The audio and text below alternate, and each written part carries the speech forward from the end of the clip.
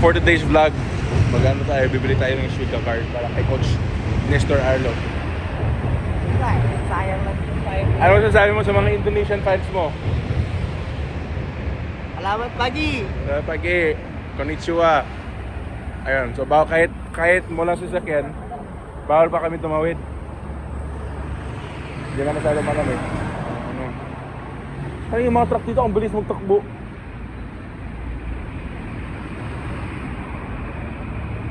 So, ngayon na timbangan, bukas ang laban.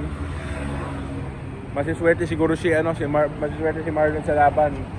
Mananalo, ang sunod na kalaban siguro namin si Devin Haney.